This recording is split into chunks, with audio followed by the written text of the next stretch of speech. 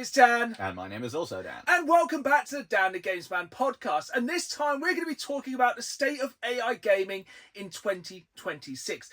And yes, before we get any hate in the comments down below, the thumbnail for this podcast is ever so subtly an AI thumbnail. No original art went into this thumbnail. I'm sure you can tell because it's absolutely flawless. You'd never tell it was AI, would It's you? like the amount of fingers are completely correct and no one's eyes are looking in different directions. It's just so perfect. It's brilliant. Tongue is firmly planted in cheek. Yeah. This is one of the few times we'll use AI for the podcast and only using it in a sarcastic way. I feel like that's allowed.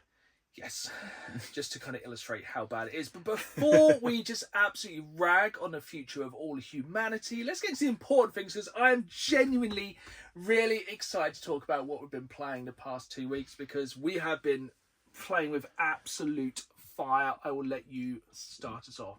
Big uns. So, the obvious is just the continuing literal battle with Battlefield. Been jumping into the new season and the new maps. Hot take, new map, absolute hot garbage, but in a kind of fun way. I was going to say, I thought you were going to say you didn't like it then. I liked it, but Jesus McCriminy, it's... Oh, God. It's Operation Metro 2026, isn't it? Basically, yes. It's an absolute cluster, you know what. Yeah, so if you don't get to a certain point first and you try and retake it, it's just like it's just grenade, suppressing fire, grenade, rocket launcher, suppressing fire, Molotov grenade. It's where are the bad. enemies? Yes. Have you played the Lights Out version yet? The limited time event. I'm angry enough. I didn't need that. It's quite good, but it definitely kind of gives me Siege vibes. Oh. Because basically, once you've been spotted, you're kind of done. But it also does give the game a reason to have flashbangs. That's very true. And now the torches, I guess, are a bit more useful other than just reducing hipfire dispersal. Yeah, but it's really quite fun. Yeah, it's a good map. It's kind of like the Bulgarian split squat of things. Like, I hate it, but it's good. Yeah, when you're on the winning team and you are just absolutely obliterating. Have you tried the new sidearm yet? I've not. No. Is it the Scorpion or? Yeah, it's a Scorpion. So I think it's only got like a 15-round clip, which takes about 1.5 seconds to clear. But Scorpion. But you know, a wise man once said it's quicker to change to your secondary than to reload, and it very much has that. It's very good if you're using an LMG and you have to suddenly reload. And you just go to your sidearm. It does wail. I have a lot of love for the Scorpion across various games. Yeah, it always makes me think about GoldenEye. It's just very classically tank crew coded weapon, and I love it. Yeah, I'm very much enjoying that. About halfway through the challenges, Nice. Unlocking everything. Still my daily grind every day. And other than that, I've been pouring in many hours into the second job I now have, that is Crimson Desert. I know you've been very excited for it. So we haven't talked about Crimson Desert. We've both kept very big games we've been playing this past few weeks to ourselves because we haven't actually seen each other for a few days. No, it's been a bit. Yeah, it's and weird. And literally on a car drive here, we had nothing to talk about. We just sat there going. So yeah, Crimson Desert. I'm genuinely intrigued to hear what you have to say about this. So, was it Pearl Abyss, to their credit, the developers, they have been very hot on doing updates since day one. As one of my first gripes with it was the movement was very peculiar. I think I've mentioned before on the pod, Naughty Dog games, I hate the movement in them. And it was kind of like that, but turned up to 1.5 speed. But they've done so many patches in the last couple of days, a load of things, like they've added a load of decent things that were missing, like fast travel points, but they've also rebalanced sort of inputs and movement styles, and everything feels very, very quickly a lot snappier than it did at launch. But Jesus, there is a lot to learn with it. There is so much to learn. Is it a case of what systems has your game got? Yes. Correct. You can, oh my god. So you can have umpteen different tools as well as your weapons equipped. So you can, even down to a broom, because apparently you need to clean the camp every now and then, or clean out a chimney, whatever not. Mallets for like driving posts into the ground for putting tents in your camp and stuff like that. And I was like, oh, by the way, also there's the gambling mini games, there's archery contests, there's all this other stuff.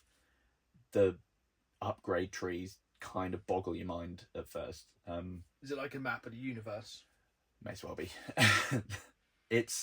There are a lot of systems. For the first 10 hours or so, I was just like, I have heard it's one of those games that gets good after 10 hours. I mean, it gets good pretty quickly, but you get good at it after around about 10 hours. It is very good with the main quests, breaking up little bits that are drip feeding you tutorialized things. So rather than it being really on the nose with, you must do this for your inventory and do that and that, and it's like, yeah, okay, I've played games before. It very organically feels like it kind of drip feeds you little bits of information and bits of how the world works. And then just when you're thinking, oh my god, there's so many things on the map to look at, I'm getting overwhelmed, you finish a chapter and it kind of like narratively pulls you back to the main town, just so you can be like, I'm back in my small pond, I feel safe, I know what I'm doing. And then you kind of like keep just going a little bit further afield each time and learning stuff, and it's very fun. Is it because I think a lot of people were essentially expecting it to be a bit Assassin's Creedy, where you could basically just spam buttons and beat things up and then run away? I think so, yeah. There is a lot more nuance to the combat. Yeah, is it more like kind of a mini fighting game rather than a button basher? Kind of betwixt, yeah. Like, you can just like hold heavy attack or light attack and you keep going until your stamina's out, but you can get some really good different skills for your melee builds that do all different stuff. Like, my personal favourite is, rather than having a like quick step dodge attack, is getting a big two-handed weapon and going into like a come on you sod mood, and then as soon as they hit you, you automatically counter and it's like and just wussy whirlwind everyone. And has it also got the thing where you basically learn attacks from other that's enemies and such? That's fun. Like, you get a sort of friendly boss fight towards the first little couple hours of the game, and then you learn a really good like two-footed kick that just sends people to the moon. What was the other game that had the great drop kick? Oh, I can't remember which it was. Like Dead Island, ones like that. Yeah, I think Dead Island had a great drop kick. So good. It's really good as well if you have like bandits near a cliff and you're like, you get yeeted. You're not resistant to gravity, are you? Whee! But yes, there's so many things I'm yet to discover on there. Yeah, I'm excited. There are dragons in there. I've already seen some of them on the map, but I've not been near them. No, probably for the best. I think it's wise, but I'm a very big fan of it. It will overwhelm you, but stick with it. Very fun. How many hours are you in so far? Probably a good 15 to 20, I think. Check back in 2 weeks, say how much of Dan's life is poured into Crimson Desert. Most of it. So for myself, very much like yourself, much Battlefield. Me and my wife are also carrying on much Divinity. I think we kind of finished maybe Act 1. Had a very difficult boss at the end, which I won't spoil. Very difficult. Still really enjoying that one. But the big kind of news, well, two bits of big news for my game in this past few weeks. First off, I finished Resident Evil 9 Requiem. Yeah. Wasn't it good? Oh, it's so good. If you like action or horror or games, check it out. It's out on everything. We're not going to jump too much into details because we are going to be dropping a full spoiler cast for Resident Evil 9 because I want to get deep into some of the things that happen in that game. Yeah, like Leon. But we could gush about that for a whole separate thing. There'll be a separate half an hour podcast where we will just talk about Resident Evil 9 Requiem and why you should play it. But if you haven't played it, do not listen to that podcast first, as we will be discussing the entire game. Mm-hmm.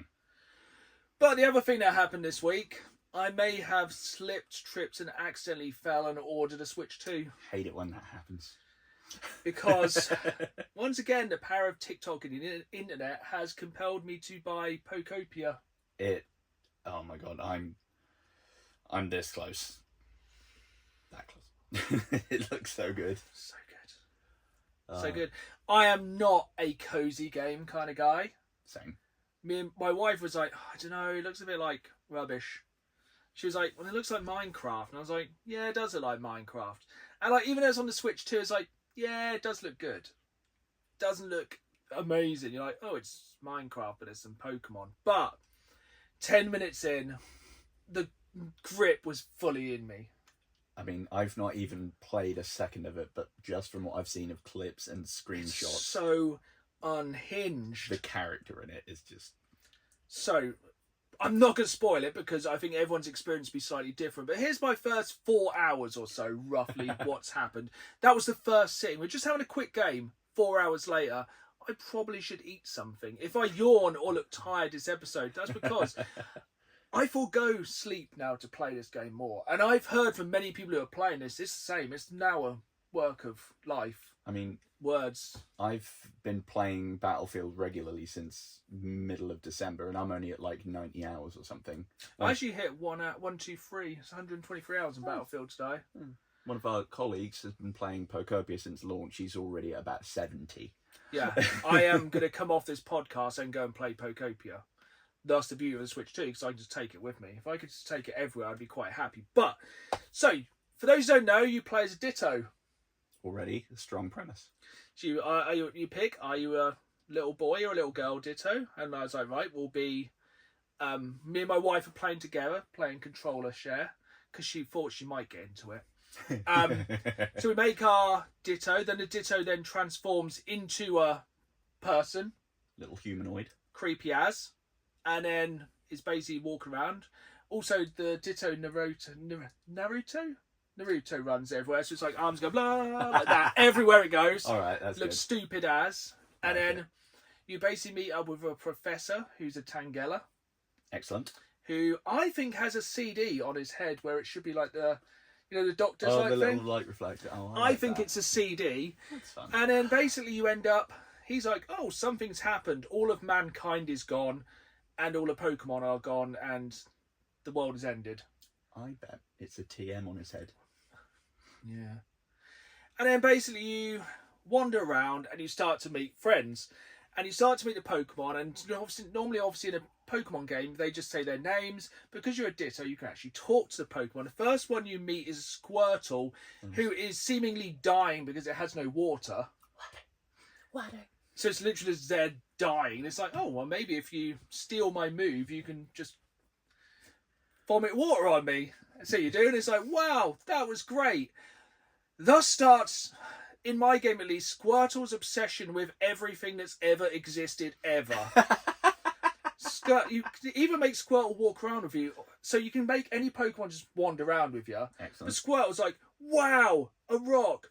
Wow, a twig. Wow, a tree. Look, mate, come look at this. It's a cliff. And you're like, that's really good. I better be doing stuff. It's like, grass. And then essentially slowly start to build some more friends, and then they tell you what they want. Like the second you meet, I think it's set, your first 3 Pokemon, then you meet a Bulbasaur. Classic. Who's very, very friendly, but they all have a weird kind of personality that's never been there before. Like Squirtle is amazed by everything that's ever existed. Bulbasaur is just happy to be alive. I think my highlight of Bulbasaur sometimes is just walking around going constantly at everything, just looking happy to be alive. Basically, then I gave it a leaf, because you can gift your Pokemon things. So I gave it a leaf, and it was like, this is the best moment of my life. Like, it comes out, it's like, it's the best moment of my life. Walks around with the leaf for half an hour and goes, hello. I'm like, hello. And it's like, I've got something for you. And I was like, let's give that leaf. And it was like, I've got a leaf for you. I was like, why you give me the leaf? And then it just gave the leaf, and it just walked off, just being happy, just walking around its own little world, just being really, really happy. Then you just basically slowly meet Pokemon, make the environment, and like you get so invested because you so want to make their lives better and make everything more comfortable. I'm literally thinking like, maybe if I made this for them. But it's just so unhinged. I've got so many of the little screens I've seen of the dialogue are brilliant. I think one of my favourite Bulbasaur ones though is him just like looking so pleased, like, oh wow, I think that's a bed, and then the next bit of dialogue is, this is a workbench. It's like, potato. Yeah, it's weird as. But no, I am very, very impressed with the Switch 2 so far. We have both played the Switch 2. I think we spoke about it on a previous podcast. You want to go back and listen to that for our first impressions and why we will probably say merp, I'm a crab repeatedly. Mario Kart World is still absolutely fantastic. But the main thing that really blew me away about the Switch is this is the first time I've had Switch Online at all. Mm-hmm. And the Switch Online Plus expansion pass means you can play a load of Nintendo classics. You can play like NES, SNES, N64, GameCube, Sega, Mega Drive, all on there. You just basically like download. I think you just download like them all in like packets. That's cool. And you can just load up the games and play them. It's only like 35 quid a year for like online, which I think is a really good price. 100%. Because basically I looked on there, I was like, wow, that's a banger, that's a banger, that's a banger, that's a banger. Rather than when you're scrolling through Games Pass, you're like, maybe I will find a game I want to play. Yeah. On there, it's like, I want to play all these games. I was playing like Lilac Wars on handheld last night, and I was like, this is sick. Excellent. But yeah, really into the Switch too. I'll be doing another video on the Dan the Games Man YouTube very soon about why I've decided to buy a Switch 2 now, because I don't want to explain for the next hour. But yeah, we've been eating good this week. Oh, yeah. Oh my god! When you said you'd order it, I got so jelly because I'm on an hour and about it for weeks. Really want. So we have lots and lots of news, and for one, first thing that hasn't gone right for the podcast. There's an Xbox Partner Showcase on Thursday. It's now Wednesday. But the podcast drops on Friday. We can't edit and get it around that quick. So we'll talk about the Xbox Partner Showcase next time. They'll probably release the Xbox coming after Project Helix. We like Project Helix 2. Because that's just how it goes. But it's actually amazing and ironically works so well how much news we have this time, which is based around AI and gaming. And also VR. That's very true. But first thing I want to say is this week we saw the final update ever for the PlayStation 4. Oh. The last ever console update for the PlayStation 4 dropped, so it's another one gone to the big electronic heaven.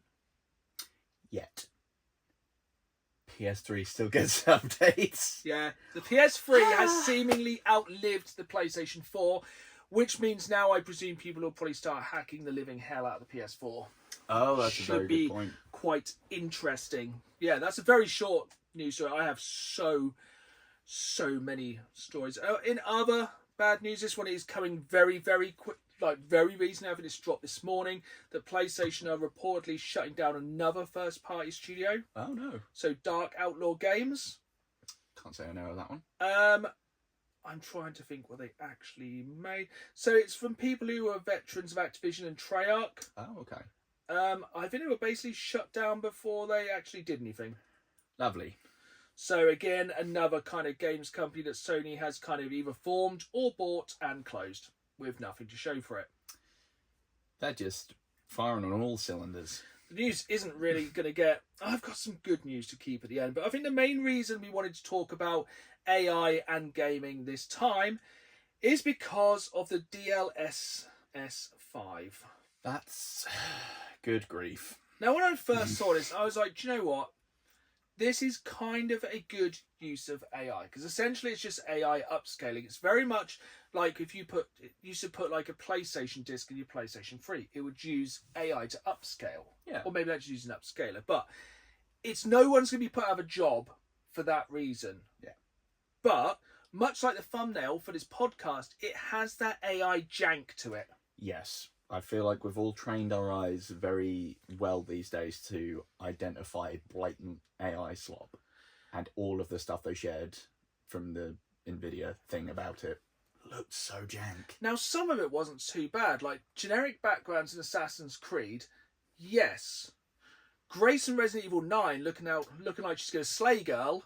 Yeah. Not so much. The Hogwarts one, that was the worst for me. I thought... The problem is with AI upscaling and stuff like that is it has no kind of reasoning for what it does. No. Yeah, I agree. So, very, very, very slight spoilers here for Resident Evil 9 Requiem. At the start of the game, you're playing as Grace and going to investigate the scene where her mother was murdered.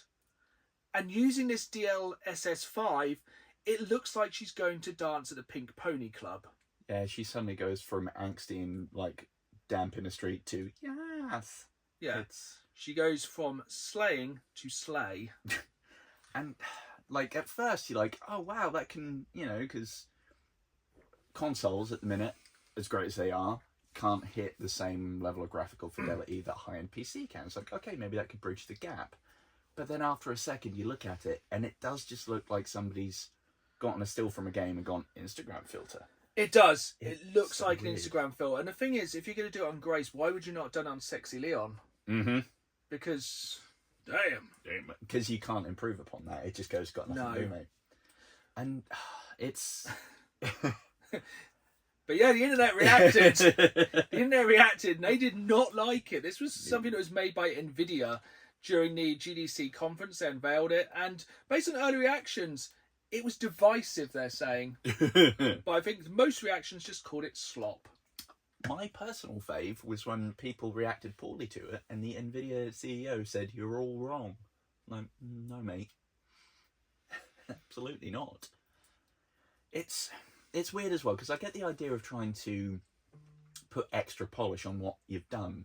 But when you look at it and it completely changes the character, or it's basically redoing it, it's like whoever did the initial work on that character modelling or the concept art or that design, it's like, well, why bother then? That's the problem. It has no context. It has no soul. It'll probably go, right, we're going to upscale God of War 2016. Kratos doesn't have any hair. He looks bald, so we'll put a nice hair on him. Yeah, you just give him hair, give him fishnets and handsome Squidward. You know, he jaw. looks a bit like wrinkled. It's not because he's been fighting literal gods for hundreds of years. We'll make him have a smooth complexion. Yeah, make him like buttered marble. It just won't stupid. understand what it's doing. And like, I know. The zombies will come out of Resident Evil 9 looking fly. Yeah, they'll come out and have like, oh, you complexion. Yeah. Maybe T-virus was a good thing. But yeah, this news is going to bounce backwards and forwards from the good to the bad all the way through this time. So, Capcom have said they're taking a stand against AI-generated game content, while still using AI in development of games. Yes. I feel like there is a fine line to tread of maybe using it to bulk generate some stuff at the concept stage. Maybe that's okay-ish. But if it makes it into the game, big no-no. No. Because going back to Crimson Desert, Crimson Desert have recently been slammed for using generative AI in their game. EP. I can't say generative very easily. It's a really hard word to say. But then you get games the other end of the spectrum where they've just released Slay the Spire 2 on Steam, which instead of using generative AI to fill in bits they haven't done yet, they've used literal placeholders done on Microsoft Paint to say, coming soon. Or like some of the art. So like some of the enemies are just like a generic stick drawing of a skeleton. At least we know where the people from Ubisoft when they closed studios went.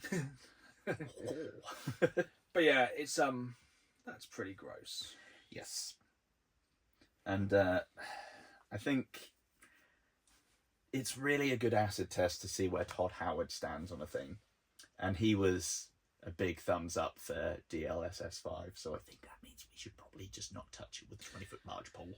And then ironically, Jensen Huang, who is the CEO of NVIDIA, Perfect. said, and I quote, "I don't love AI slop myself."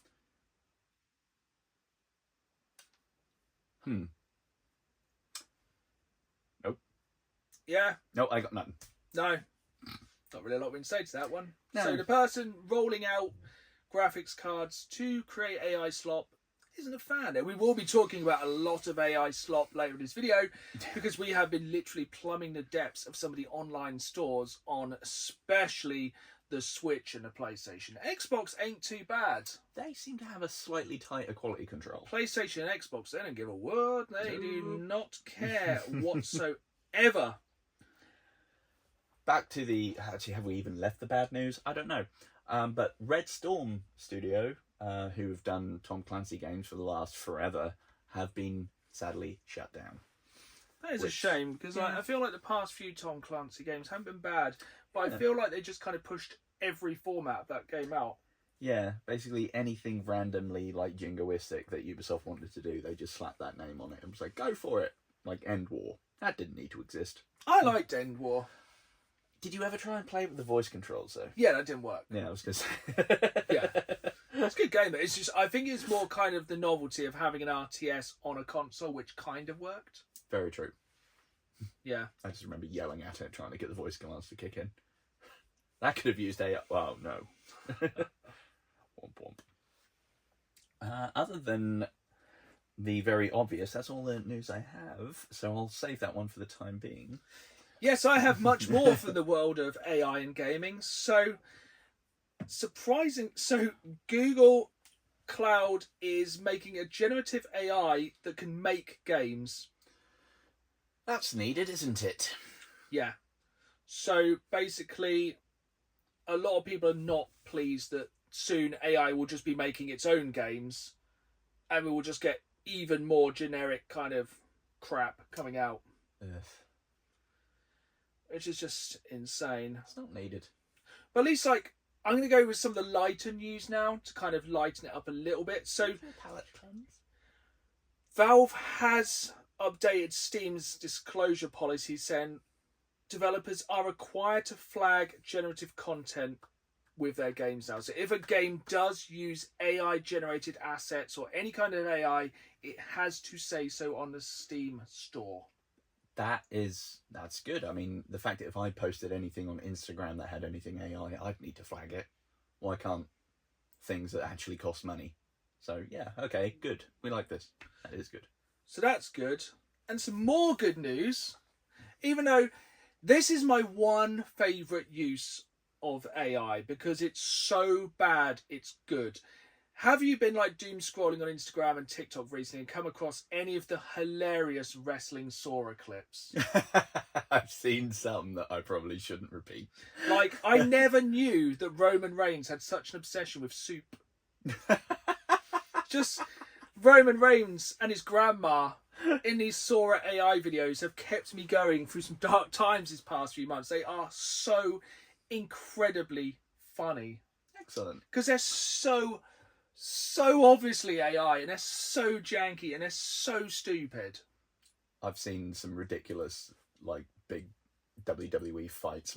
I think the pinnacle of strange was seeing MLK versus Anne Frank. That was a very strange day. Yeah, some great stuff. But sadly, probably for the best, OpenAI has shut down Sora generative video app. I think that's probably for the best. After Disney pulls out of investment and licensing deal.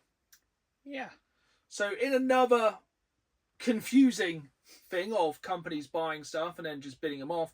So last year, Disney spent $1 billion to invest in OpenAI that would have allowed Sora to license Disney-owned characters and would have probably made a better film than the new live-action Moana, because if you haven't seen that, that looks worse than AI. Yeah. I mean, strangely, my biggest problem with it is they completely changed the type of shark for Half Shark Maui. I think it's just The Rock. Everything about it is awful. Yes. But yeah, Disney have pulled out of it. Sora will disappear. I'm sure there will be a lot more water and electricity and hopefully hard drives in the world. That would be nice. But yeah, it's been... Every day it's like, AI good, AI bad, AI good, AI bad. But last thing we'll talk about for AI for about maybe 10 minutes. If you are like us and don't really like AI, I have a website for you to kill some time with, especially at work. Have you heard of a website called Your AI Slot Bores Me? No, but I'm intrigued. So Google it. Basically, essentially, it's an online chat room where you'll never see who you're chatting to, where you can either ask AI a question or roleplay as AI. And people will ask you something and you can answer. Or they're like, draw me this, and you get 60 seconds to reply. If you are looking to kill some time and lose some faith in humanity, great content. Especially if you can try and convince somebody that that's an actual AI. I'm on board, I think. That sounds fun. I really, really like it because it's so stupid. I think it does run the risk of the Jackbox issue that it's on a knife edge before it gets absolutely horrendous and offensive. Oh, I think it got instantly bad. It's definitely not suitable for work, but that's what makes it hilarious and good for work. But yeah, what news have I missed? So, I got so distracted by all that AI. So this is, unfortunately, more AI-based news. Hooray. And it's kind of been going on behind the scenes a little bit. It was first a month or so back, and also now in the last day or two. Sony have removed, I think, several thousand games from the PlayStation Store.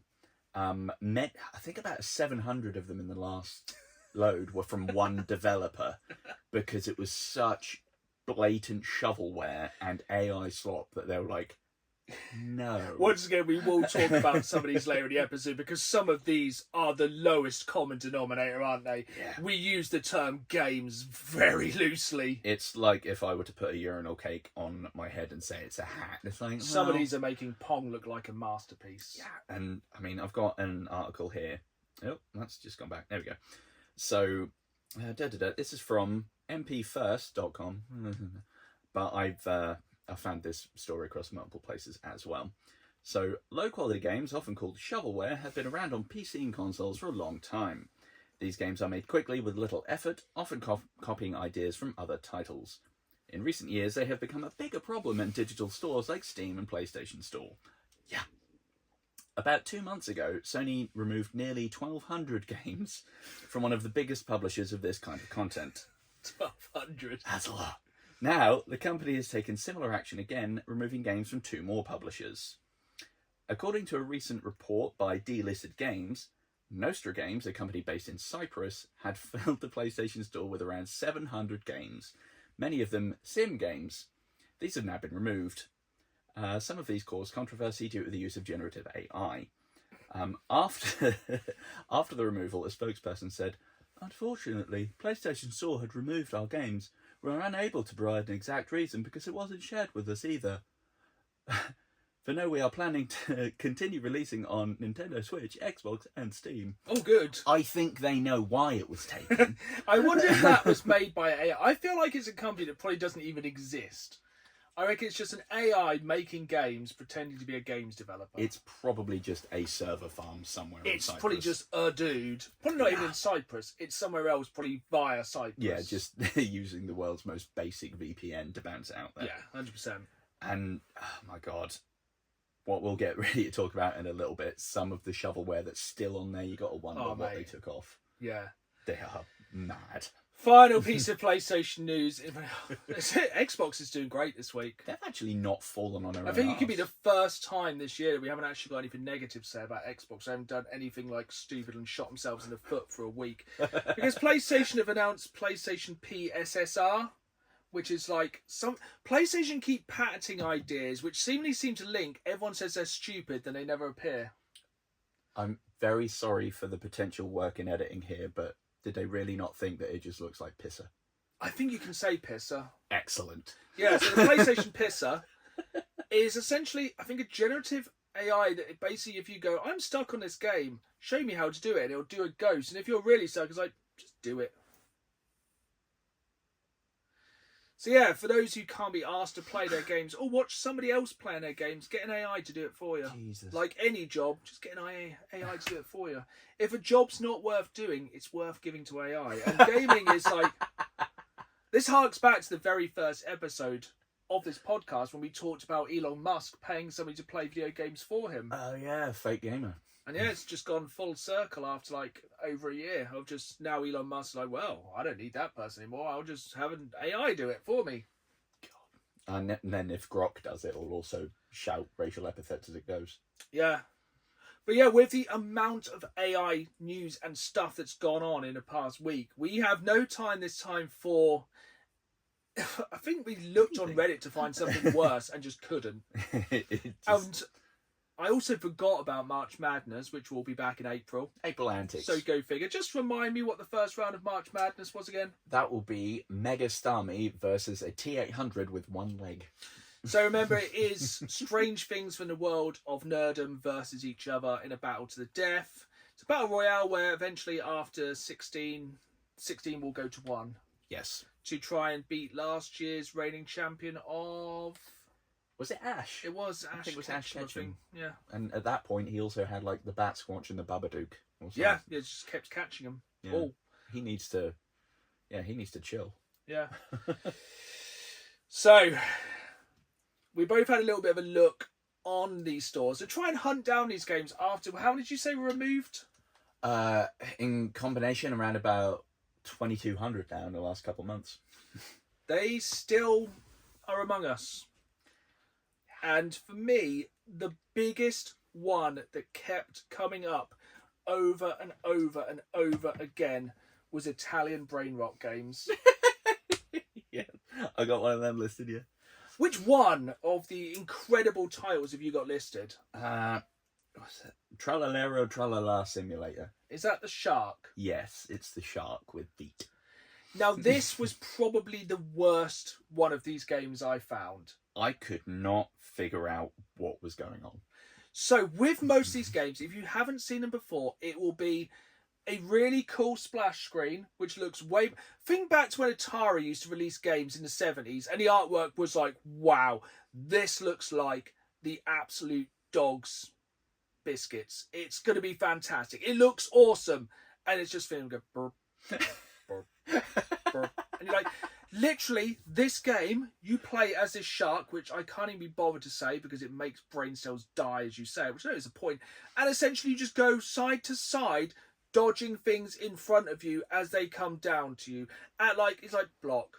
Oh no, it's so crap. I think it's like I think it's 50p, but they're all the same, aren't they? This is the thing. Like, I didn't even find that one. I found a completely different brain rot shark simulator. So a couple of these actually have like some choice lines from the description because I tried to figure out what they all were. And the descriptions are so good. So many of them don't have a video, and you're like, that should be a sign. Very few of them have a video. But yeah, Christ on a lunchbox. I don't know where to start with that one. Free your inner shark and dive into a city bursting with destruction, adventure, and utter madness. Your shark form knows no boundaries. Run through streets. Abduct characters and create chaos everywhere you go.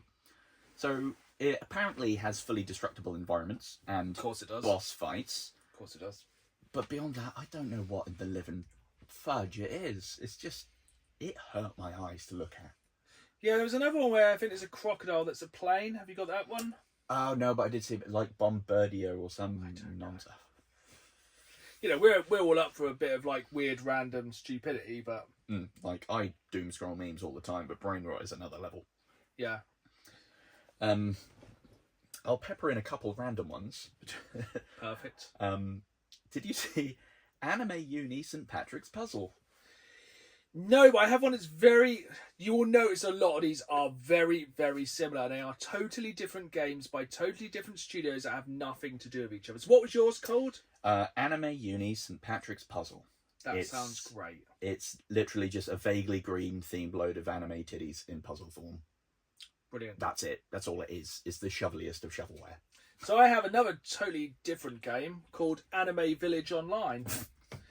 Now, with a lot of these games, when you search for a large, well-known game, you will get something that's obviously a rip-off of it. And this is essentially... Well, it's not even essentially. It just is Animal Crossing. Yeah. And I think it's on Nintendo Switch as well. Oh, for goodness sake. It's like the equivalent of, obviously, with Power World and Pokemon. It's that kind of... It's the same game. They're just like writing copyright on their bum and waggling at them. Yeah. It's just like literally the exact same thing. And you think, like, if you're going to try and, like, annoy a company, don't do Nintendo. Oh, no, they are litigious. And that's the thing, I can't believe the number of, like, Nintendo-looking rip-off AI slop games there are. There are many. Like, the amount of... There's a whole separate amount, I would imagine, that are, like, Harvest Moon, Animal Crossing things that... Like, there are some where it's obviously, like, a loving, stylistic sort of choice, like, Graveyard Simulator. Great game. Or Graveyard Keeper, sorry, I think it's called. But then there's these. Yeah. Oh, God. So this one threw me for many reasons.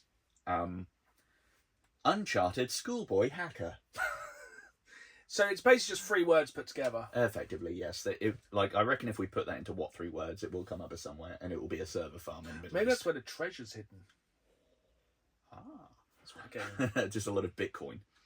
So it's another one where the thumbnail is just clear generated slop. It's terrible. And who would use AI generated slop? The visuals, it barely touches like a PS2 game you would have gotten out of Asda. You know, like a 4th party game. It's trying to be Watch Dogs, but it's barely dog water. It's lifting from the description. Teenage rebel with a sharp mind, a restless heart, and no patience for because I said so. Stuck in a world of overprotective parents, he decides he's had enough and disappears into the night with nothing but brains and curiosity. See, I thought we were going to be like an Uncharted style game. No, it just looks like someone wandering around an abandoned strip mall with a keyboard trying to be a hacker. It's baffling. It's like going around a food court in an old shopping mall. Yeah. It's terrible. So I thought it's quite bad that, like, there's games on the Nintendo eShop that are blatantly ripping off Animal Crossing, but then on PlayStation, and I think this is also on Switch, we have Astrofix Galaxy Quest. Can you imagine what game that's ripping off? Is it Astrobot? It is Astrobot. That's funny, yeah. that. Yeah, it's Astrobot. It looks pretty much exactly the same. I mean, I understand if Xbox went, yeah, God, they release it on it, that'd be a bit of a laugh. But then Sony themselves, I don't think they're checking any of these games. no, Like you said, they removed over 2,000, but they didn't remove that. like maybe they're just slowly working through a back catalogue. Yeah. It's almost like the joke from like the late 2010s of you've called Netflix, you've been greenlit. It's like anything goes on there, and then afterwards they're like, maybe not. But yeah, yes. You've got more, haven't you? Yeah. I've lumped these together, and that's Totally gonna be good. Arab drift cards 1, There 2, it and is. 3. Yeah, I would say this is one of the original kind of. This was the one that always used to turn up when you search for Grand Theft Auto. Yeah, they use the font. They Oh, it's so good. the overlay for it looks like GTA 3. It's like one of those memes when it's like GTA 3 now on sale in like some random country, and it'd just be Arab Drift Club. Yeah. I mean, So many questions. so I quote, "Start playing the Arab style, specifically Saudi Arabia, in the open world. You can play offline mode and you can explore, drift race, and much more." The punctuation gave me a stroke. Yes, that is one of the things you'll often notice with these. I'm glad it's got offline play. Yeah. That's a big bonus for a lot of these games now. Where you need to be connected to the internet to play. Having offline play is quite impressive for Arab Drift Club. Is that across all 3 games? I think it is. You also have street mode and free roam mode in some of them. Strangely, the second one is listed as the definitive edition, which gives me pause, because that would imply that there was extra content at some point released post-release. I wonder if maybe you go like on a. So the question is, are all 3 set in Saudi Arabia? Second one, don't know. Third one specifically says you get to go into Riyadh. Riyadh. Excellent. And if that isn't enough, you also have Grand Classic Auto. The description reads, "Experience the traditional and classic Saudi lifestyle." Yeah, which is ironic because it looks cheap as all hell, and Saudi have a lot of money, and this game could have been coded on a malfunctioning graphics calculator. So the question is, will we get Arab Drift Simulator 6 before GTA 6? There's a strong chance. I'm not surprised if there's already done Well, 4 I and know 5. which one I'm looking forward to. Yeah, that's an absolute classic, that one, for the absolute how do you exist. Yeah, it's so copyright baity. I don't get it. The font and everything. You'd think the Kingdom of Saudi Arabia would have shut it down even. That's a very good point. Unless, saying, oh yeah, do the Saudi lifestyle, but they leave out all of the really questionable bits to try and make it look a bit better. It's all about the drift. It's very true. I found a single shovelware game that had a video. Ooh. And that was for Emoji Battlefield Island Warfare. Nice. Good God. Fast-paced roguelike mayhem on a mysterious island. Roguelike, eh? Oh, yeah. You've washed ashore on a mysterious island where ancient emoji have awakened and they're not happy to see you. The feeling is mutual, mate. Are we talking about giant, like, winking faces and turd emojis chasing you? 100% that. Is it like Pac-Man on acid? It is... Imagine We'll have to put the link in the description of this my God, it's podcast as something well, else. by the way. A first-person browser game shooter thing from, like, late 2010s. It looks like, oh yeah, maybe that's not too bad, and then think, actually, I love so how all these bad. games mainly look like something that would have been on Newgrounds in like the early 2000s. They really do. Oh, excuse me. I've got a couple more, and then I've got a list of just the worst stuff I could find. This one's very brief. Snoot Runner, a racing. Have you ever seen Bible Racer? Yes. That, but you're a small dog. Why? Cool. Good God, the profanity filter is straining at the edges today, I tell you.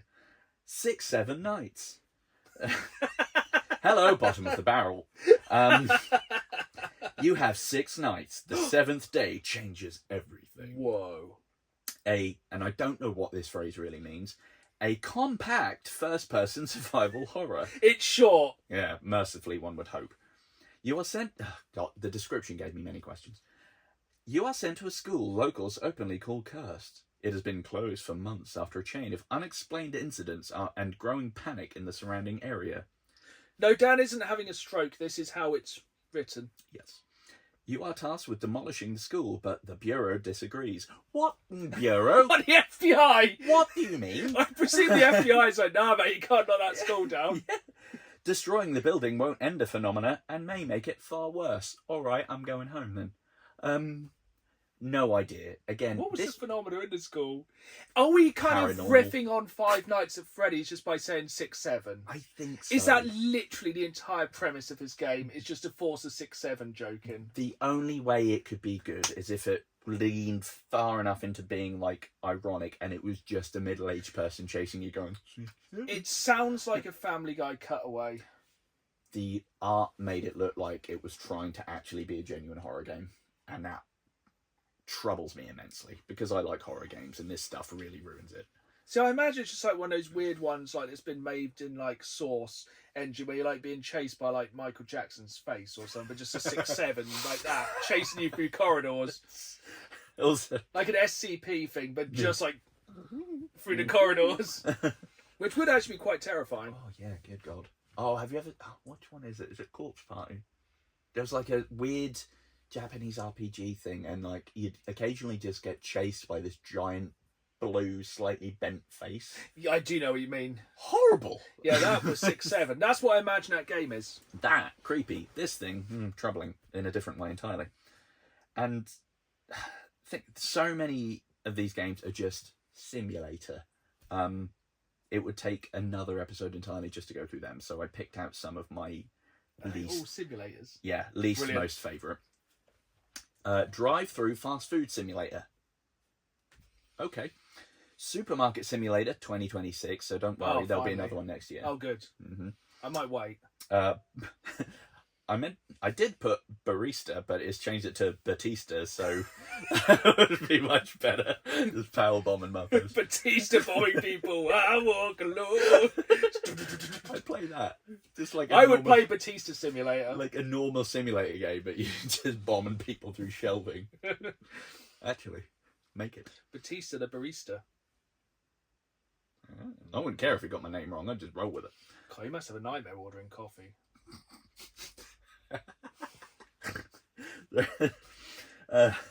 Fast Food Master 2025. Oh, They're a bit back on yeah, that one. catch up. Tobacco Market Simulator, and the amount of different ones like that. That's odd. Yeah. See, I'd understand more if it was a drug simulator rather than a tobacco one. That's what makes it weird. Somehow that seems more offensive. Kind of, yeah. And to your point, there are several weed shop simulators and drug kingpin simulators. Yeah. Amigo Kebab Simulator. I don't know if you are the kebab or you run a kebabi. I can presume instantly that's massively offensive. Probably. No, the fact that it's called Amigo as well. Don't like that. Garbage Truck Sim Driver 26, which is where you could put a lot of these games. Just collect the games. Lion Simulator. Is it lying on the floor, lying to people, or you play as a lion? You play as a lion. Which I assume also has a mini game like Bible Racer. This one absolutely effed me up. Titanic Survival Simulator. Oh, that sounds absolutely terrifying and also incredibly offensive. Yeah, historically didn't go very well. I assume you maybe get some perks to disguise as a woman or child or a dog or something to get out. I know it's been 84 years, but still. And, Jesus, this one had the very noticeable AI thumbnail. And Hooray. again, I don't know how they got this one through just because of content. Sex Shop Supermarket Simulator. And a good 70% of the screen on the splash was titty. It was... Maybe don't look that one up. Unless it's on sale. So many of them were. All of these games are on sale all the time, like 95% off as well. Have you noticed that? Yeah, it's Or bad. bundle, buy 28 games for $2.50. Yeah, I mean, some of them make no sense. They're obviously just asset flipping. Like, there was one of them I looked at.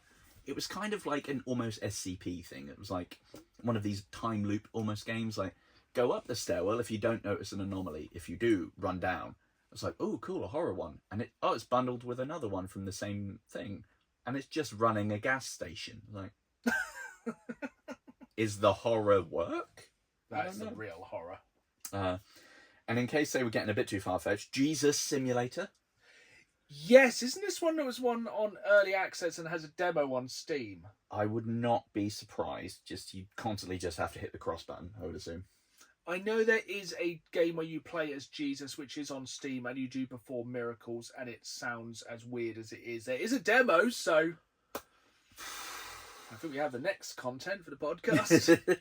And the one that was somehow actually the most copyright baity that I saw, Crazy Goose Simulator, because it was just like, this is just Goat Simulator with a goose. So isn't it literally just like Untitled Goose Game, but it actually now has a title? Yes. Titled Definitely. Goose Game. Entitled Goose Game. Entitled. Yeah, it's just at the coffee shop going like, that's not how you spell that. Where's my oat milk? A goose just goes to see Batista, the barista. These would all infinitely be better Maybe games than you what they're could made. swap any asset out for anything else, like Batista Arab Drift Master. Just put Batista in every single one of these games. Batista drives a garbage truck. Angry Batista Simulator. Just like Batista bombing trash into the back. That would actually be a really fun game if you could just replace the goat with Batista. Just Batista bombing like cars and buildings. Or like beautiful Katamari just rolling around as a Batista. Batista ball. Oh, it's gross, isn't it? My extended problem with these, beyond the issue with taste and decency, is I like finding little indie games that are fun. What was the one we played recently where you had to check the cabin to see if it was haunted? I think it was just called Cabin Factory. Great game. And it was like cheap, £2? simple, effective. I love a cheap horror game like that. That's Actually made with some... I think that's the thing. That actually had some heart and soul in it. And that's the thing with a lot of these AI games. They are literally soulless. Yeah, and it makes it really hard to find any games like Cabin Factory because it's drowned in this mire of crap. Yeah. And especially as they come out so fast and so frequent, you go to the new tab and it's just drowned in slop. It's like being in Milton Keynes. It's really weird. And the funny thing is, for the second time this episode, Xbox are not as bad as everyone else. Steam's pretty good because at least you know what you're getting. PlayStation and Switch, they don't give a absolute flying F. No. And at least with Steam, there's a refund policy, isn't there? I think? Yes, if you play like less than an hour, I think on Steam you can get a refund. Yeah. And But yeah, I think they're just basically trying to sell these as the lowest common denominator, make any form of money, because I reckon the cost of making these must be minimal. Especially now if Google are releasing more assets, you can just say, make me Arab Drift Simulator 7, and it will. with Batista. And then just upload its stuff. It will probably literally go, make me game, and it will just publish it, put it up on Steam, gone. You just sit there and go, 50p, 50p. 50p forever. So in 2 weeks' time, look forward to the Dana Games Band podcast game. Where it's just us sitting on a sofa trying to catch monsters dropping from the sky. And occasionally getting Batista bombed through the couch. Yeah, with the final boss, Batista. Just awful. Yeah, I'm trying to get my rage levels down. But we are quickly approaching the end of the podcast, so we are going to go through some questions from you, the lovely viewers. We have 3 questions this time. The first one is from Brian Bullen, and none of these have anything to do with generative AI, and all of these are supposed to be real people. So, Brian says, I was out of gaming properly for around 6 years, and prior to that, solely played World of Warcraft for many years. Because of this, I've missed out on some of the great games over the last 10 to 15 years. Would you say it'd be worth going back and playing these older games? Or would my time be better spent focusing on newer games? See, reflectively, my brain's like, it gets into a weird temporal hole, because the last 10 years, that only takes us to 2016. That's frightening. So there's some gold in them our hills. That's longer than GTA. GTA 5 came out before that. That was 2013, wasn't it? Mm. So yeah, if you haven't heard, Brian, there's GTA 5. An Arab Drift Simulator 1, 2 and 3. What would you do? Would you just go start playing what we're playing this time? Or would you go back? I would kind of tactically hedge my bets and go current gen and then try and work my way back with things that have either backwards compatibility or are available on digital storefronts, because they are by and large going to be ones that would be worth playing. I think anything over the past decade, if you can afford it, go PlayStation 5 or Xbox Series X. If you're looking to do it on a budget, do the Xbox One or the PS4. And I would say go back over a lot of lists of the best games of the past decade, and I would jump on some of them, because a lot of them you can play cheaper. Yeah. A lot of them are going to have definitive versions. So, like, I would say something like The Last of Us or The Last of Us Part 2, I think would fall into this one. Mm-hmm. If you can, you might as well play it on the PlayStation 5. If not, you're going to absolutely love it on the PlayStation 4. Yeah. There's some classics from the last 10, 15 years that even the definitive or the remasters, you're not going to see a huge amount of difference. So if you are doing it on a budget, just go for the OG one. And I think the thing is as well, like we could say, yeah, definitely jump into Resident Evil 9 Requiem, because I'd say any day of the week jump into Requiem. But you can go back and play the remake of 2, 3 or 4 in that time, and they're all bangers. Absolute bangers. They are quality. They fix some narrative issues. The gameplay is tighter. And as well, like, you can go back to the last good Call of Duty in the past decade. That's a very good point. And yeah, you've got, if you wanted to jump back into World of Warcraft, I presume there's probably a bit so much more content in there. 100%. But yeah, especially, or if you really want to go really budget, get yourself an Xbox Series X, get a couple of months of Games Pass. Yeah. Or an Xbox One, get a few months of Games Pass. You can try on some of those higher tiers of Games Pass, you can play a lot of the best games of the past decade. Same as PlayStation Plus Premium. Yeah, thousands of games on demand. And yeah. I wish we were sponsored, but no, there are some absolute classics on there. Usually if it makes it onto there in like the previous gen collections, it's for a reason. Yeah. I tend to find we play as they come out a lot of the bigger games. Mm-hmm. But if I hadn't played some of the stuff over the past 10 years, I would go and play that first. Yeah, because there is a lot to get through. Yeah, because you're just going to save money as well over time. I slowly felt myself turning into dust when I saw that Resi 2 remake was 2019. Yeah, it's pre the event. That's horrid. That's absolutely horrid. That's near the upper estimate of going back 10 years. Yeah, but I would go back. I think in the next few years, I think everyone might start going back.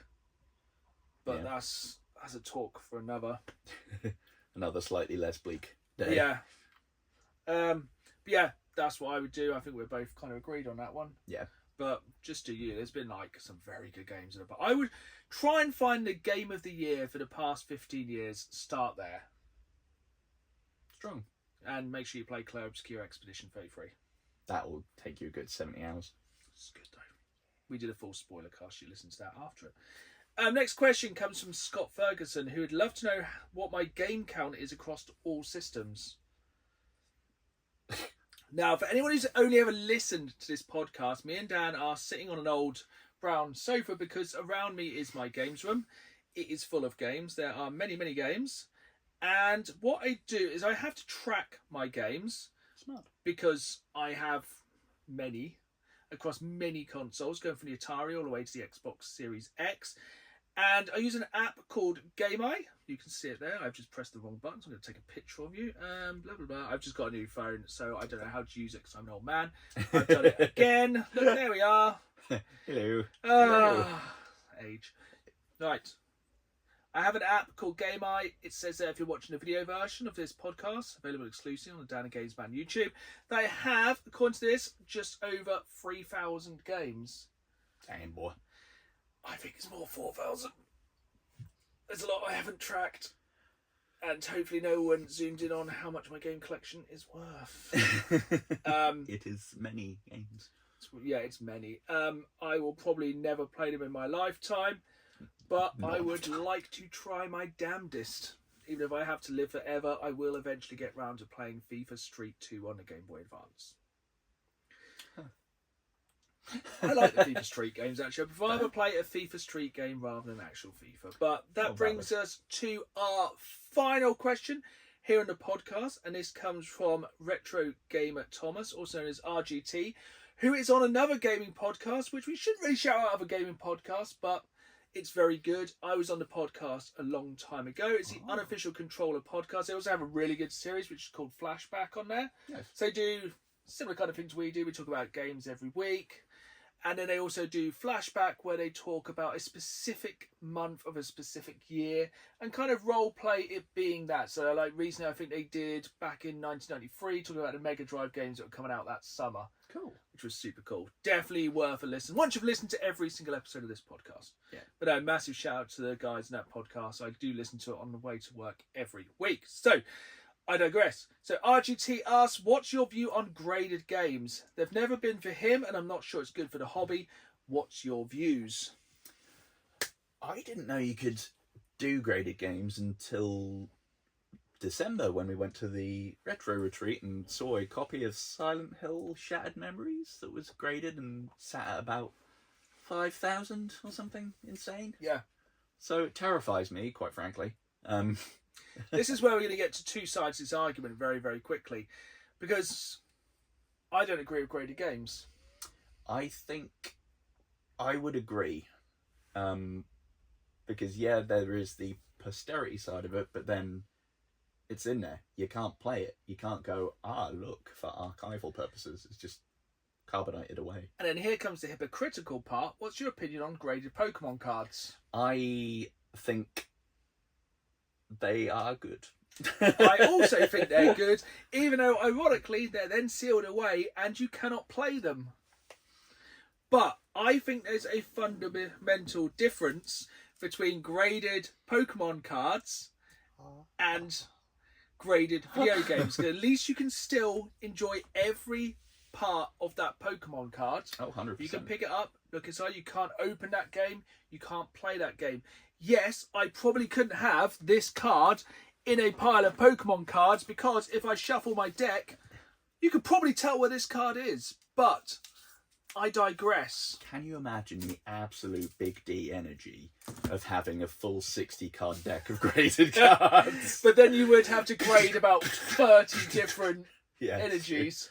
Oh, God. Well, life goals. Yeah. Thing is, though, I feel like with graded cards, by and large, I wouldn't do anything that isn't a nice fancy full art that I wouldn't be comfortable playing with anyway. Yeah. Because it would have a sort of intrinsic worth, and it could potentially be worth money someday anyway, so I'd want to freeze it in that little snapshot for posterity. You could argue the same things with games, but True. I just don't agree with it the same way. Yeah. And I think something like a game, it's quite easy to have on a shelf and it stay nice. Storing a singular Pokemon card in the condition of that time, frozen in time, is harder. Yes. But then we also kind of go down a massive rabbit hole of which grading service, who's legit. Are they like, we've had that big kind of controversy recently with video game grading and them driving up their own market. Yeah. Which is still ongoing, so we really don't want to kind of go down that rabbit hole. Yeah. But yeah, it's a difficult one. But I think, long story short, video game grading, no. Pokemon card grading, yes. The answer to the question that wasn't asked. would that, I'm going to throw a curveball at you, still stand with, is it Castlevania, is it 4? The one that's many hundreds? Castlevania Vampire's Kiss is many monies. Castlevania 3 on the NES is quite a few monies. If you got either of them, would you go, I want to grade so it's sealed and safe? Or would you still be like, nah, because I'd like to play Was it? the game sealed? Minty but not sealed. Then I would not get it graded because I'd like to take it out and play it. If it was sealed and this game had stayed sealed for nearly 40 years, then I would probably grade it. Because then that's an Then I would sell it. Then I'd buy the entire Castlevania back catalogue. Correct. But that's the problem with grading. I genuinely believe, in my heart of hearts, the main reason most people grade, especially video games, is just to make more money. Mm-hmm. It isn't about posterity. It's not about savouring something that they're fond of. 99.9% of people, it is just for money. Yeah. Arbitrary numbers. Pokemon cards is because we're sick. Yes.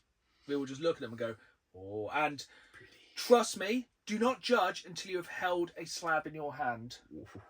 Because once you hold it, it's like the ring. I Just imagine like it's what someone precious. feels like when they first hold their newborn. Or a gun.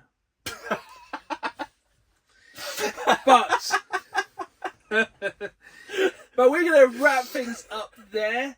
We will be back in 1 week with our Resident Evil 9 Requiem spoiler cast, which we will be recording in about 60 seconds time. I'm going to probably change my t-shirt quickly and To go take some air so I stop laughing. Dad's going to stop laughing. We're going to refuel, recaffeinate and reconvene for Requiem. Ooh. But until next time, if you don't listen to that episode because you haven't played the game and do not want spoilers, that's fine by us. We'll see you in 2 weeks. Remember, if you enjoy this podcast, hit that follow button, leave us a review. It really helps the algorithm, the AI. And if you want to watch the video version of this and see which amusing t-shirts we're wearing this time, make sure you stay tuned to the Dan the Games Man podcast on YouTube, where you can watch the video version exclusively, as well as new videos every Saturday live at 5 for all my game collecting adventure and probably some graded Pokemon cards.